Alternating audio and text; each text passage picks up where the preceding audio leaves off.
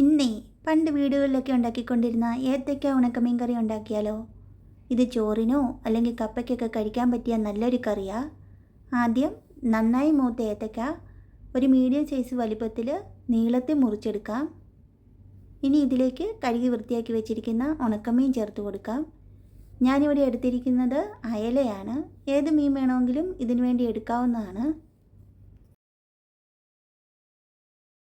ഇനി ഇതിലേക്ക് 1-2 പച്ചമുളക്, കുറച്ച് കറിവേപ്പില, ഒരു സവാളയുടെ പകുതി ചെറുതായി അരിഞ്ഞത് എന്നിവ ചേർത്ത് കൊടുക്കാം. ആവശ്യത്തിന് മുളക് പൊടിയും മഞ്ഞൾ പൊടിയും ചേർത്ത് കൊടുക്കാം. മുളക് പൊടി ഇച്ചിരി കൂടുതൽ ചേർക്കുന്നതാണ് നല്ലത്. കാരണം ഇത് വെന്ത് വരുമ്പോഴേക്കും മുളകെല്ലാം കായയിലേക്ക് പിടിച്ച് കഴിയുമ്പോൾ അല്ലെങ്കിൽ എരിവ് കുറച്ച് കുറവായിരിക്കും. ഇനി ഉപ്പിട്ട് കൊടുക്കാം. ഇവിടെ കിട്ടുന്ന മീനിന് ഉപ്പ് വളരെ കുറവാണ്. നാട്ടിൽ കിട്ടുന്ന മീനാണെങ്കിലും വെന്ത് കഴിയുമ്പോൾ ഉപ്പെല്ലാം കായയിലേക്ക് പിടിച്ച് കഴിയുമ്പോൾ കറിക്ക് ഉപ്പ് കുറവായിരിക്കും. അതുകൊണ്ട് അത് നോക്കിയിട്ട് വേണം ഉപ്പിട്ട് കൊടുക്കാൻ. ഇനി കുടംപുള്ളി ചേർത്ത് കൊടുക്കാം.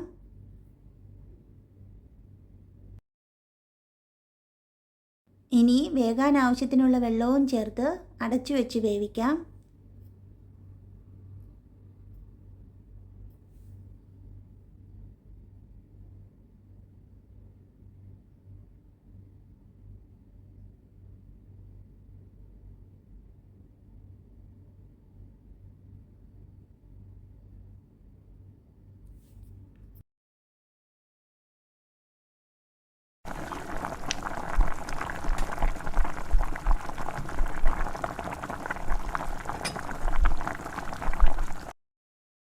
കായയും മീനെല്ലാം വെന്തിട്ടുണ്ട്.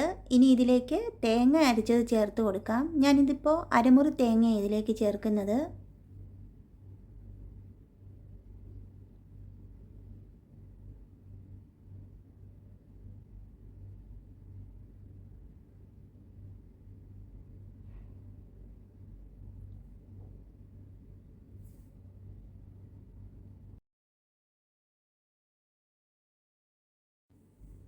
അരപ്പ് ചേർത്ത് ഒരു 3-4 മിനിറ്റും കൂടി നന്നായിട്ടൊന്ന് തിളപ്പിച്ചെടുക്കാം.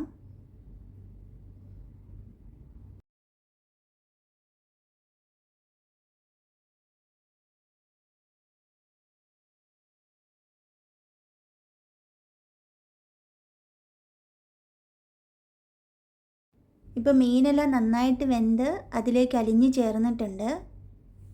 ഇനി കടുക് താളിച്ച് ചേർക്കാം.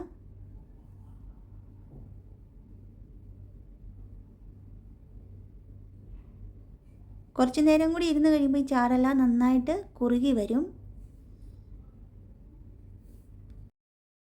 കടുക് താളിക്കാൻ കുറച്ച് വെളിച്ചെണ്ണ ഒഴിച്ച് കൊടുക്കാം. എണ്ണ ചൂടായി വരുമ്പോഴേക്കും അതിലേക്ക് കടുക് ഇട്ട് കൊടുക്കാം.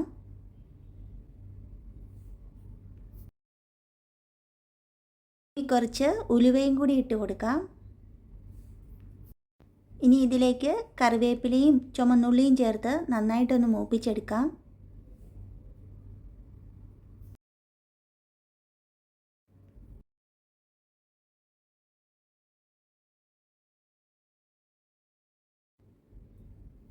ഉണക്കമീൻ ഏത്തയ്ക്കക്കറി ഇവിടെ റെഡിയായിട്ടുണ്ട്. ഇതുവരെ ഉണ്ടാക്കി നോക്കാത്തവർ ഒരു തവണയെങ്കിലും ഒന്ന് ഉണ്ടാക്കി നോക്കണം.